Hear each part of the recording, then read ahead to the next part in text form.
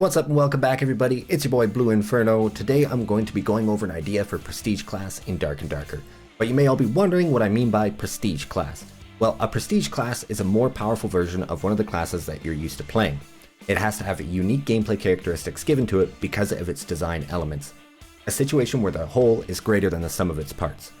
If you want an outline towards how I'm going to build this class, then you can check out this video detailing what is classified as a Prestige class. Now that we've watched the video, let's get into the Venom Blade. The Venom Blade is built off of the Rogue. You're going to take the perks, Poisoned Weapon, Creep, Hidden Pockets, Lockpick Expert. And then you're going to take the skills, Caltrops, and Hide.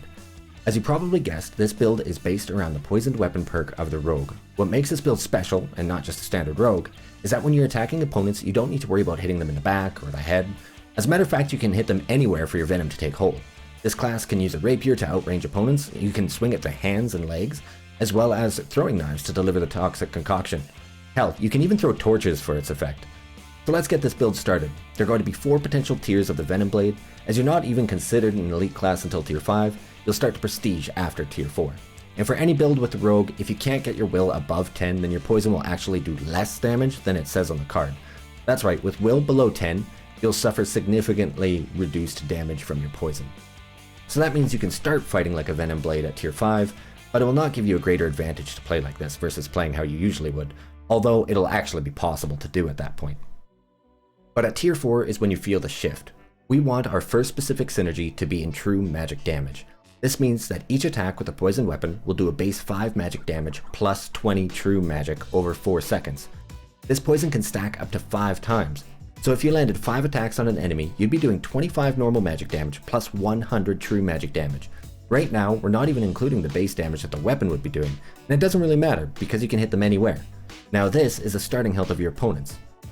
The only people above or at 100 is the Barbarian and Fighter, with the Rogue, Cleric, and Ranger sitting relatively close to 100, and the Wizard sitting down at a paltry 75. This will enable you to land 1 to 3 hits on a target, disengage from melee, and hit them with 1 or 2 throwing knives as they chase or run away. Rogues have no problem making and keeping distance, so this will not be an issue for you. As the team pursues, you drop Caltrops in a doorway that they're chasing you through, get back in for a couple cheeky hits on the enemy that steps on them, then back off and throw more knives. Finally, this leaves you to run down and whittle away any of the final players still standing. Your damage output is going to be so high, the only players that you might end up throwing knives at will be Barbarians, because Fighters' heavy armor actually increases how much magic damage they take. So full plate fighters are actually your perfect prey. At tier 3, you're going to want to take your second synergy to be movement speed percentage. This is specifically to enable you to outmaneuver all opponents, bar none. If each item gives you 1.5% move speed, you'll get a whopping 15% move speed increase. At this stage, people will think you're hacking because you're running so fast. Your greatest enemy being Rangers and Barbs just became a lot less powerful. At this stage you could stab a Barb right as he starts to swing, then run to McDonald's, pick up a Big Mac, and be back to stab him again right as his swing fails to connect. You can also dodge Rangers and damn near outrun magic missiles. Now at tier 2, you're going for a massive damage increase via magic penetration. This is specifically to help you defeat the high magic resist enemies much more easily, like Clerics and Barbarians. They can have insanely high magic resist and affect your base poison damage negatively. Now this will allow you to cut straight through that defense so they die just like the Rangers. Now lastly, at tier 1, with the last stat being magic power bonus, multiplying your base magic damage on top of the pen along with the true magic damage.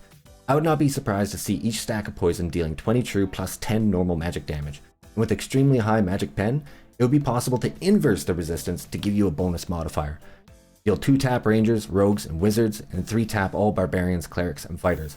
Unless of course they're also a Prestige class. Well, there you have it, that's my guide for building the Venom Blade Prestige class in Dark and Darker. Thanks for watching all the way through, and please let me know what you think in the comments below. Like the video and subscribe for more content like this. Peace.